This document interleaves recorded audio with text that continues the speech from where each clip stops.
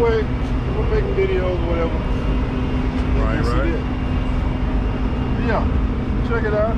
That's the International 9900. That's the Eagle. And I wanted that Eagle. I wanted that Eagle.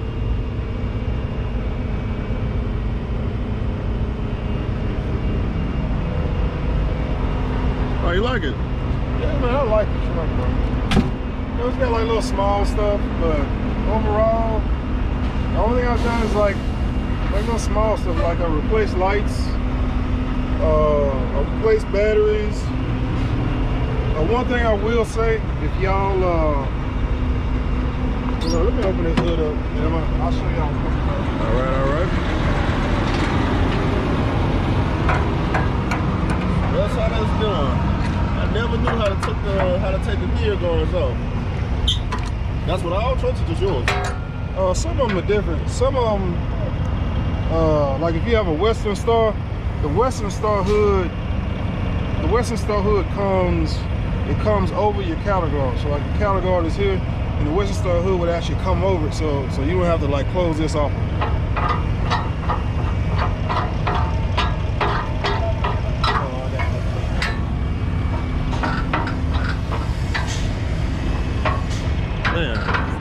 Down there giving that man a full inspection on that 14 liter.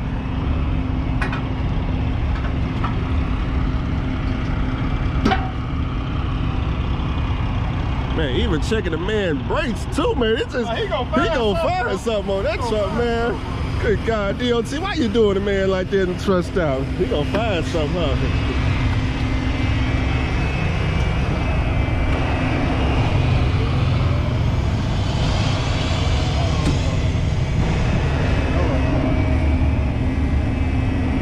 So he got his own truck, his own trailer, 9900 International with the Cummins engine.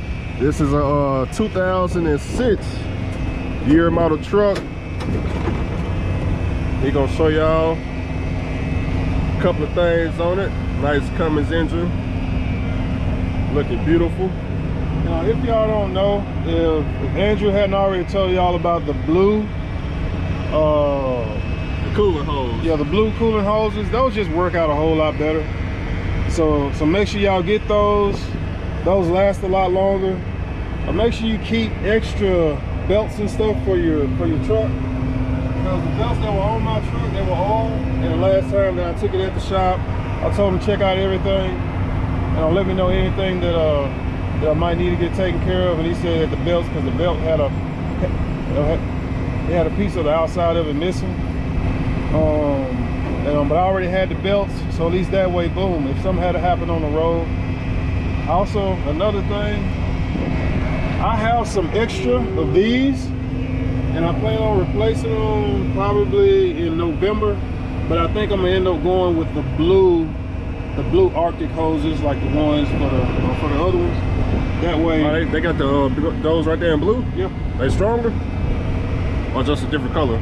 No, I think they're actually stronger. Because man, backing up behind you.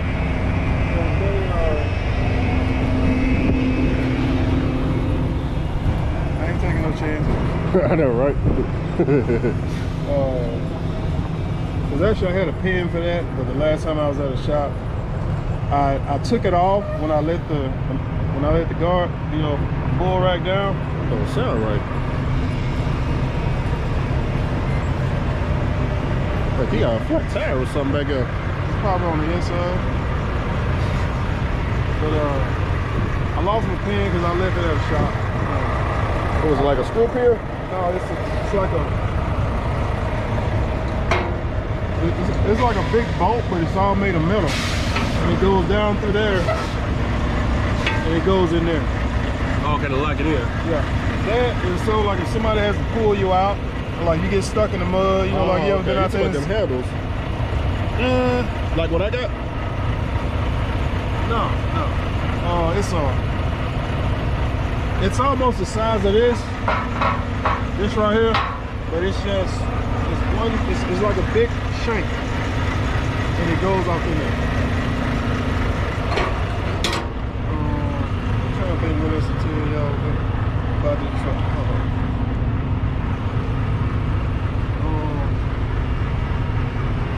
make sure that you're greasing everything on this truck, and make sure you're checking for chafing.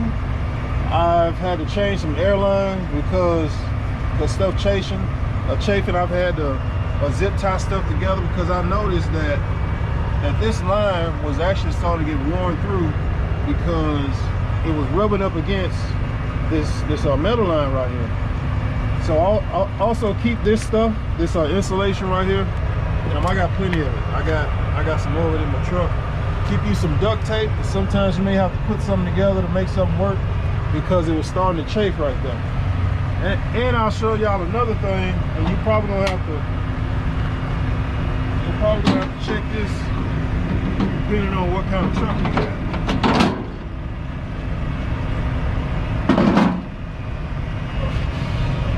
Got the big boy batteries, huh? I mean, I had to. Make sure you check these because these will vibrate and get loose. So if you notice that your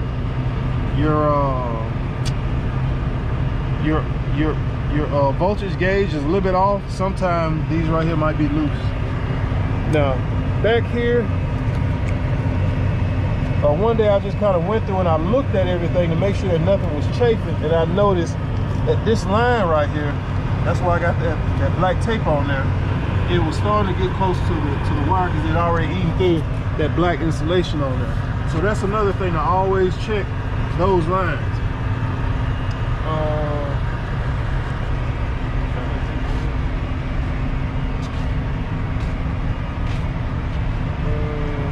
I hadn't used that vac pump, so. Oh yeah, you got a vac pump on his. And also keep you some coolant, keep you some oil. This right here is gonna get replaced. I've got one at home. This is why I haven't replaced it yet, because that right there you can't do that stuff. You can't do that. But I already got one that I've been had that I bought, and I want to use it and not buy another one out here on the road and just have two. Make sure you grease your fifth wheel. Grease your fifth wheel. Look at those airlines in there. Make sure nothing is loose, chafing, and be prepared to have to change a brake chain.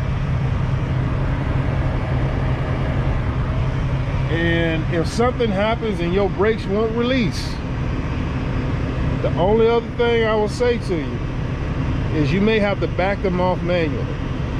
And if that does not work, you may have to beat the hell out them brakes or have somebody know what they're doing, and you try to rock the truck while they hit them brakes. Because I had that to happen with a trailer. I had backed it off as much as I could back it off, and it still wouldn't release. And finally, I had to rock the trailer while this guy was up underneath there beating on the trailer. But finally, man, we got it loose. Keep you a broom or get you a Milwaukee leaf blower, because that Milwaukee leaf blower is awesome, and I'll tell you why. Also, make sure you grease.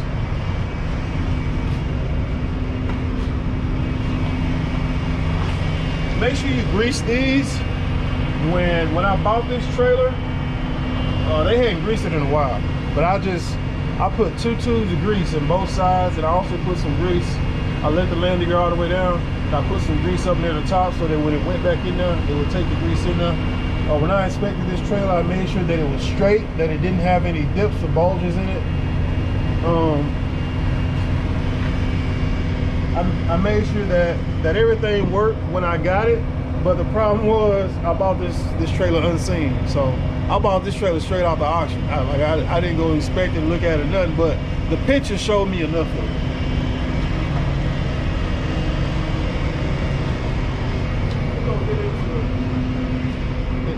We're gonna get into lights and stuff in a minute. This is awesome that I got the placards made onto here.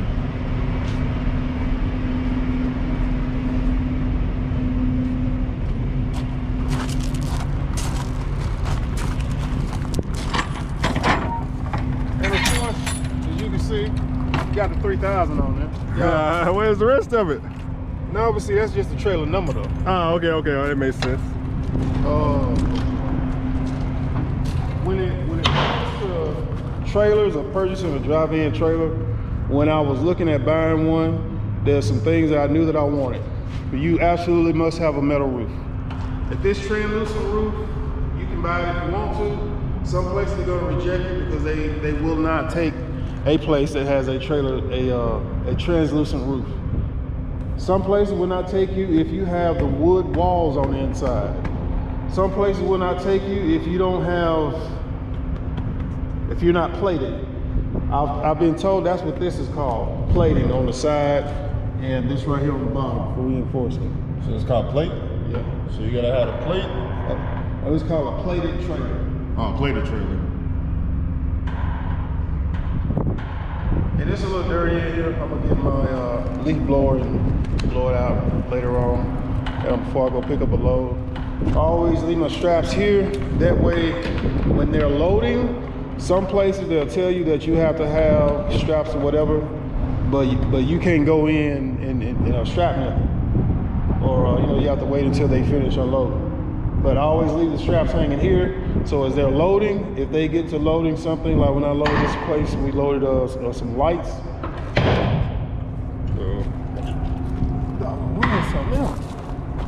that a window? Is that a window? This is like a vent. I didn't know what this was when I bought the trailer, but it's like a vent. And on the outside, it has this little latch. That way. Oh, so it's a vented trailer. Yeah. Okay. More money on the DAT board. Vented trailer. Yeah, because it's got one here, and it's got another one on the very front towards the top. Right. And it kind of took me a minute because I didn't know which was open and which was closed. Because you would think all the way one way is open, all the way the other way is closed. How you do it? Up and down? No, it's like right here, like it swings, and these little dots. So these two little dots is open, and then these two little dots right here is closed. Okay.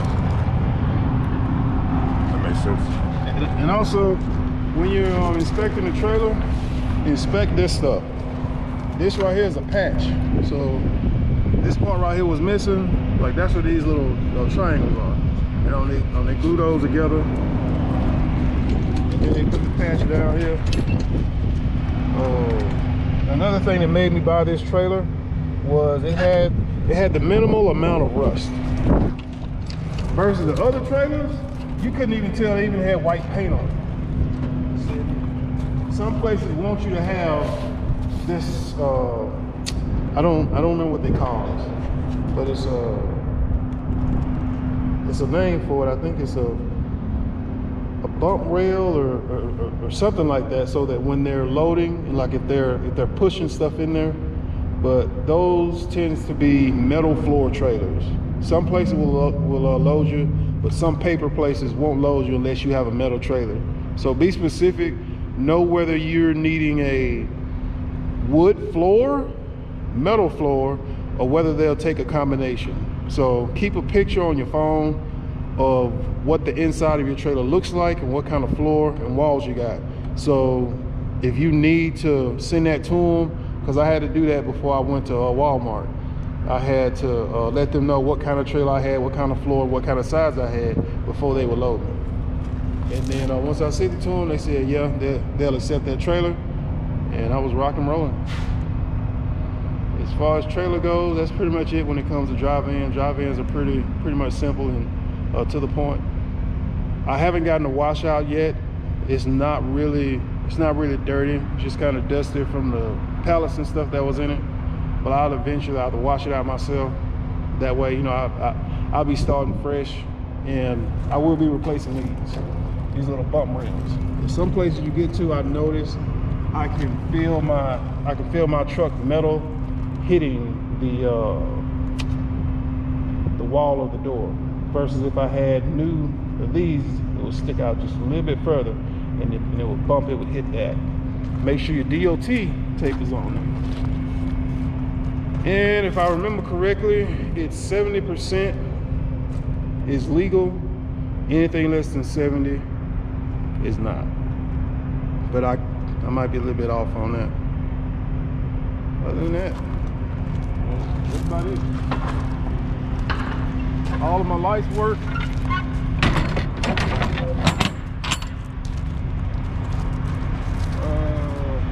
pretty much it. Oh, one more thing I will show y'all.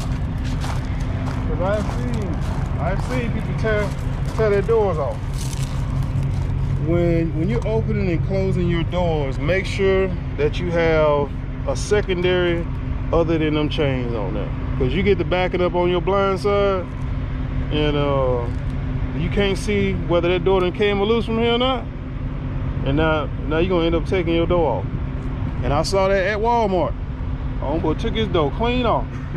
He pulled away from the door, and like his door was just, it was just sitting there like on one of the last little latches up there, just hanging.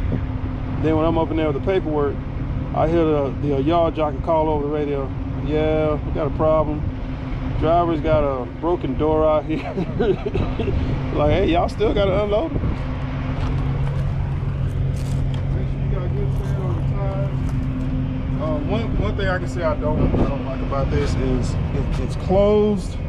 It's closed axle, so I can't monitor my axle. One thing I am going to do is clean those up, get that rust and stuff off of them so they can look better. All of my lights work. I got all of my DOT tape.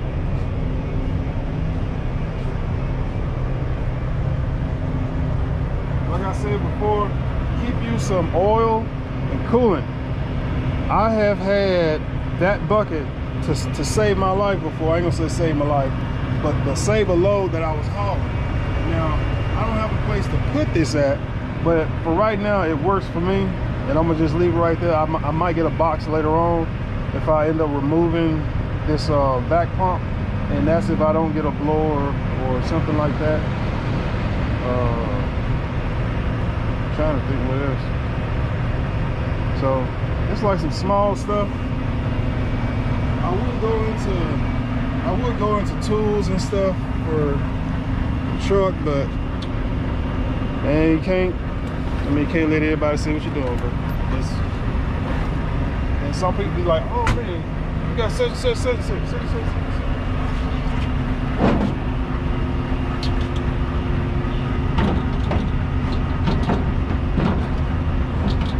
One thing I will say, putting this thing on sucks, because it'll never go on easy.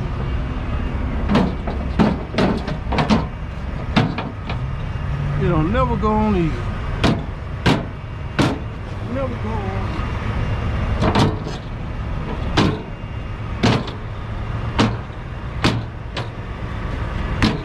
There we go.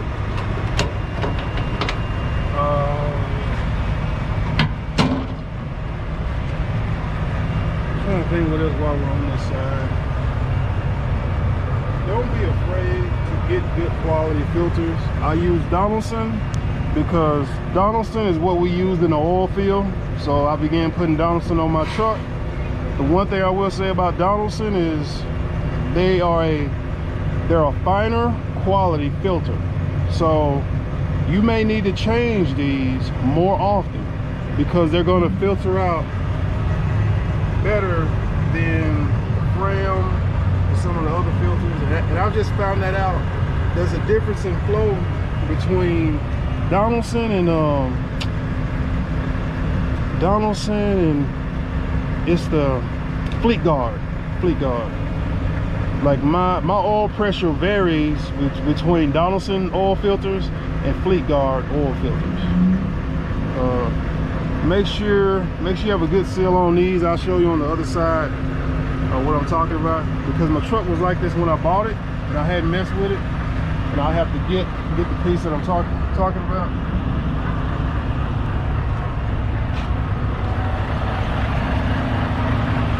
Just now getting to the ticket, huh? This right here, my truck was like this when I bought it, and all I did was put some more tape on it. I'm gonna get another one of these, but I don't know who makes the one that fits this, and it has to go from here to here, and then I'll replace it. Now, up here at the top, like I was telling Mr. Andrew Jackson, if you ever have, like, can you see it right there? Like that solenoid? That's right. Like that. All right. Now you can hold it right there. All right. When it comes to this solenoid right here, if you notice that you go to turn your key and your key doesn't start, it just clicks, you may be able to come out here with your key in the on position, take you a screwdriver or something, and tap those two poles together, and you may be able to jump start it from here. If it doesn't jump start it from here, you either have a bad relay, a bad wire or something somewhere, or your starter is on its way out or gone out.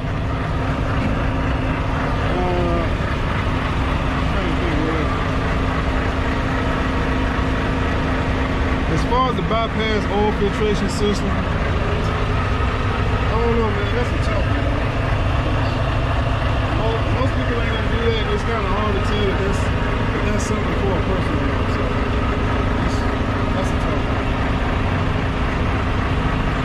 But those blue hoses, bro, those blue hoses. Oh, them blue hoses. Yeah.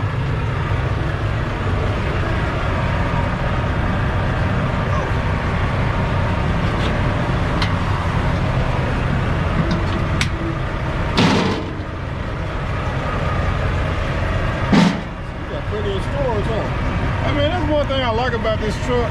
I just wish it had a few more storage places for me to be able to keep like all my fluid chemicals and stuff that I want to keep outside. Because I got the 5-gallon bucket, but then I'd also like to have a 5-gallon bucket of oil. That way, if something happens, if I have some kind of emergency, I have an option of, you know, what I can do and be able to limp somewhere. All right, this right here, I had to fix this last month because it began chafing and it had a hole in it. So I had to replace this, and I had to get a male-to-male and then put these two right here together. But you see, they're the blue hoses. That's that good stuff. And I've also got a valve so that I can isolate my coolant coming back. And this is actually going to that back pump over there because it's set up for winter in North Dakota. So you want to have those heating cooler lines, those heating lines going to that back pump so that your back pump doesn't freeze and the oil in it doesn't get stiff. So when you turn it on, it's grinding on metal because it can't pick the oil up fast enough.